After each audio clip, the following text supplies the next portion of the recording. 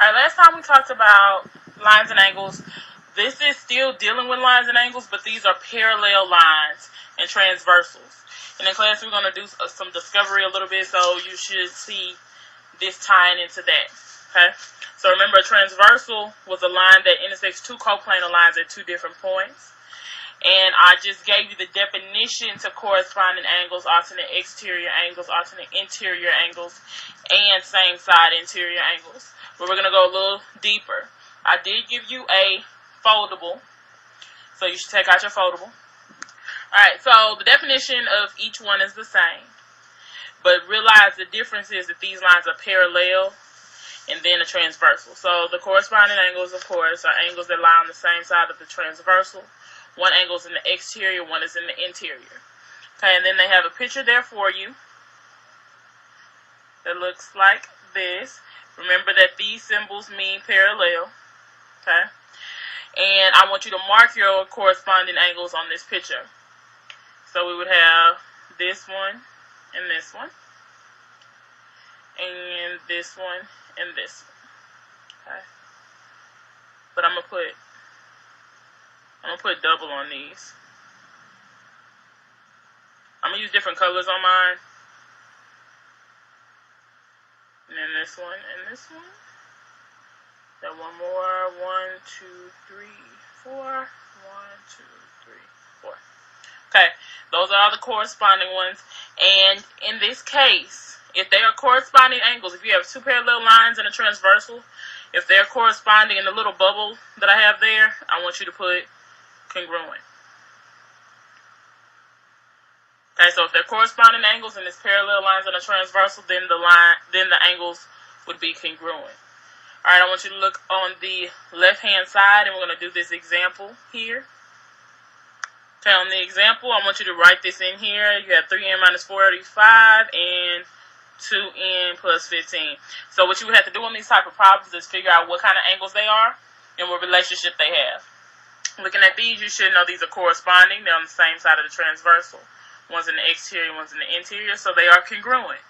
Oh, and I had to make sure, notice on the picture, they did have the parallel on there. So you have 3n minus 45 equals 2n plus 15. So then I would subtract 2n on both sides. So I'm left with n minus 45 equals 15. Then add 45 on both sides. So n equals 60. And I just was asked to find n, so I don't have to plug in anywhere. Alright, the next one is alternate exterior angles. Angles that lie on the opposite side of the transversal. Both angles are exterior of the parallel lines. So when looking at the picture underneath the definition, when we were looking at examples, you would have this angle 2 that was right there, and angle 7. And also angle 1 with angle 8.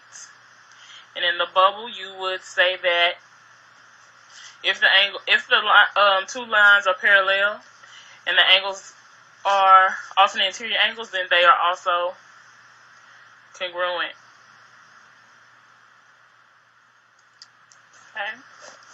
Alright, now let's look at the example on the left side.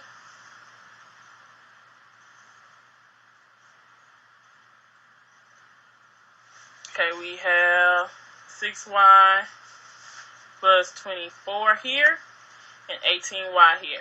So if you were doing this problem, you are to look at it and see that, okay, they are alternate exterior angles, and I should know that since the lines are parallel, that they would be congruent.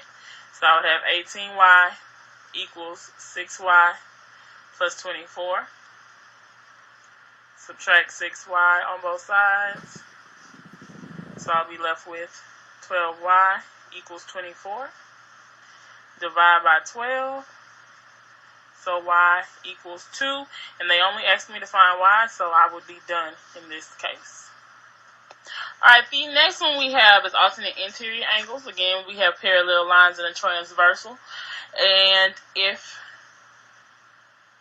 these would be alternate interior angles here and here. So angles 3 and angle 6 and angle 4 and angle 5 would be alternate interior angles. And these alternate interior angles, if the lines are parallel to each other, are also congruent. So notice almost all of them are congruent right now. Okay, now let's look at the example on the left-hand side.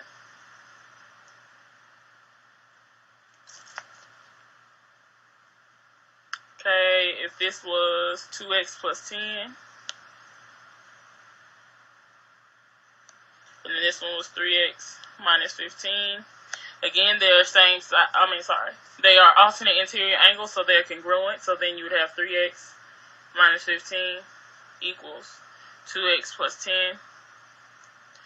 Subtract 2x. So I'm left with x minus 15 equals 10. Add 15. So I'm left with x equals 25. And they only told me to find x, so I am done with that problem. Last one, not least though, we have same side interior angles. Again, the lines are parallel in this case. And if they're same side interior angles and the lines are parallel, then you'll know there's something. Hold on. So then you will, examples of same side interior are this one, 3 and 5, and 4 and 6.